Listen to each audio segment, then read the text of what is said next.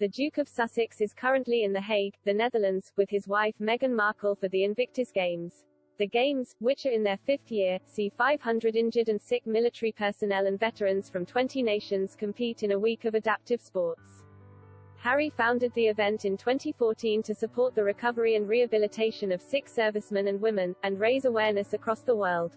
Speaking to the BBC this week, he announced more nations were being invited than ever before to provide them with an opportunity to heal, and stressed there will always be a need for the Invictus Games. The Duke of Sussex said, "After 3 years, I thought we might be able to put it in a box and put it on a shelf and just leave it until we would need to bring it out again. But with the state of the world right now, there is always going to be a need for it, as far as I can tell." Harry was in the military for a decade, having joined the army in May 2005. He rose through the ranks to become an Apache helicopter commander, and in 20 was named by the British Defence Ministry as the best front seat pilot, or co-pilot gunner, from his class of more than 20 people.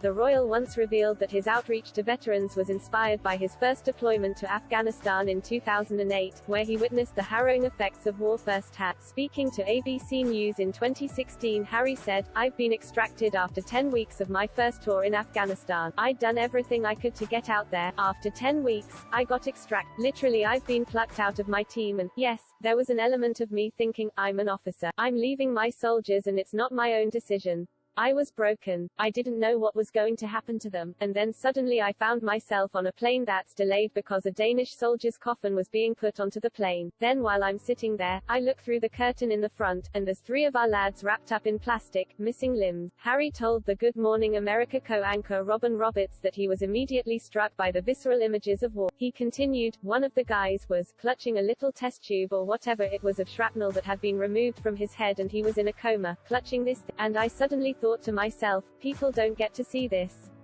In those 10 weeks, I never saw the injury, part of war. I only heard about it. That's how it all started. There's a reason why I've been in the army, and I would never have left the army and not done this role.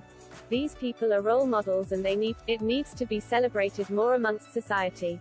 Harry and Meghan's appearance at the Invictus Games in the Netherlands is the first time the couple are known to have been together on European soil since they quit the firm in 2020. Last week, Harry, who lives in Montecito, California, with his wife and 2 children, dropped in to see the Queen on the way to the Games.